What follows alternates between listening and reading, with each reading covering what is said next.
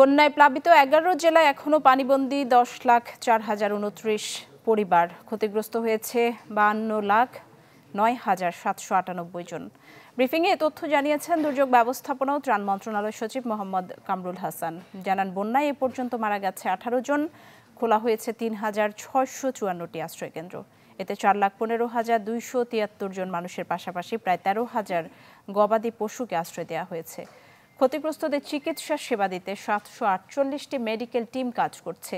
এছাড়া ক্ষতিগ্রস্তদের মাঝে ৩.৫ কোটি টাকা, ২০,৬০০ মেট্রিক টন চাল, ১৫,০০০ বস্তা শুকনো খাবার ও ৩৫ লাখ টাকার গোখাদ্য বিতরণ করেছে দুর্যোগ ব্যবস্থাপনা ও ত্রাণ মন্ত্রণালয়।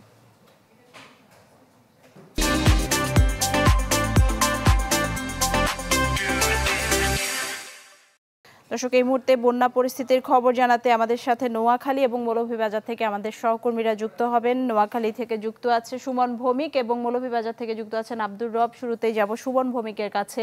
সুমন, নোয়াখালীর বন্যা পরিস্থিতি এখন কি? পানি কি কমছে কিনা, সব মিলিয়ে জানান আমাদের।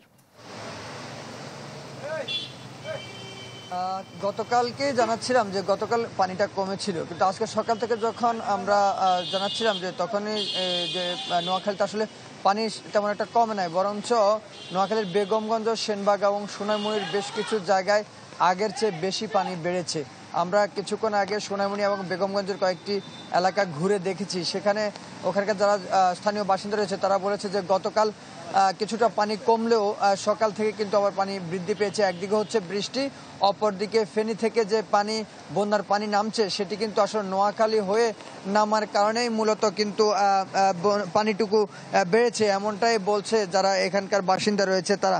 আমরা প্রশাসনের সঙ্গে কথা বলছি। জেলা প্রশাসক দেওয়ান মাহবুবুর রহমান নিশ্চিত করেছে যে ফেনী থেকে কিছু পানি নোয়াখালীর দিকে হয়ে আসছে, ফলে নোয়াখালীর সেনবাগ, বেগমগঞ্জ এবং সোনাইমুড়ির বেশ কিছু অংশ কিন্তু আগের চেয়ে বেশি পানি বেড়েছে, এমনটা আমাদেরকে জেলা প্রশাসক নিজেই নিশ্চিত করেছে।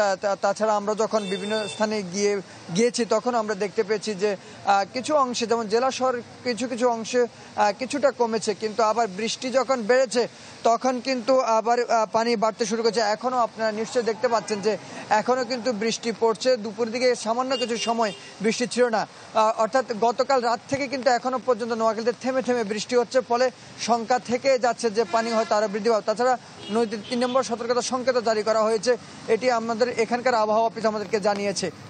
ধন্যবাদ সুমন ভৌমিক, বুঝতে পেরেছি। আমরা এই মুহূর্তে মৌলভীবাজার আব্দুর রবের কাছে যাব। আব্দুর রব, মৌলভীবাজারের কি চিত্র জানান? বন্যা পরিস্থিতির সবশেষ খবর কি? নিশি, পানি উন্নয়ন বোর্ডের তথ্য মতো মৌলভীবাজারে নদ নদীর পানি অনেক কমেছে এবং যেহেতু উজান থেকে ঢল নামার সম্ভাবনা এই মুহূর্তে নেই, যার ফলে এই অঞ্চলে যে পানি বৃদ্ধির বিষয়টা অনেকটা থাকবে না, এরকম আমাদের জানিয়েছেন। পাশাপাশি যে এলাকাগুলো বন্যা কবলিত ছিল সেই জায়গাগুলোর অনেকটাই উন্নতি হয়েছে। উপরি অংশের যে পানিগুলো সেগুলো নেমে গেছে এবং যে নিচু অংশের যে জায়গাগুলো রয়েছে সেই জায়গাগুলোতে আসলে পানি বৃদ্ধি পাচ্ছে এবং বন্যা কবলিত হচ্ছে নতুন নতুন জায়গা, যেগুলো হচ্ছে যে কিছুটা হাওর অধ্যুষিত এলাকা এবং কিছুটা নিচু এলাকা, সেই জায়গাগুলো যেগুলো প্লাবিত হচ্ছে। আমি যদি একটু দেখাই যে নিচু এলাকা যে প্লাবিত হয়েছে, এই সড়কটি হচ্ছে যে যেখানে আমি দাঁড়িয়ে আছি সেটি হচ্ছে মৌলভীবাজার সদর থেকে বালাগঞ্জে যে যাওয়ার যে প্রধান সড়কটি, সেই সড়ক দিয়ে বাস চলাচল করে। ইতিমধ্যেই পানি একদম কাছাকাছি চলে এসেছে, হয়তো সড়ক হয়তো যদি আর পানি বৃদ্ধি পায় তাহলে তো ডুবে যেতে পারে।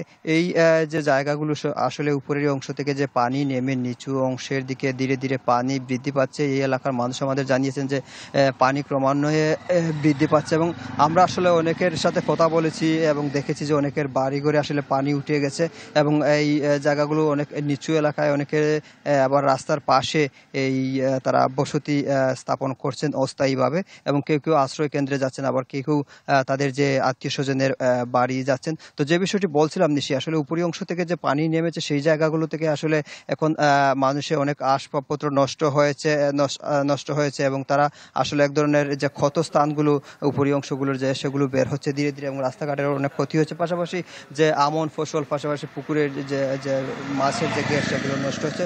সব মিলিয়ে বলা যায় যে উপরি অংশের মৌলভীবাজারে বন্যা পরিস্থিতির উন্নতি হলে নিচু অংশে এখনো প্লাবিত এবং বন্যা কবলিত রয়েছে। নিশি, ধন্যবাদ আব্দুর রব আপনাকে। দর্শক দেখছিলেন বন্যা পরিস্থিতির খবর জানাচ্ছিলেন নোয়াখালী এবং মৌলভীবাজার থেকে আমাদের সহকর্মীরা।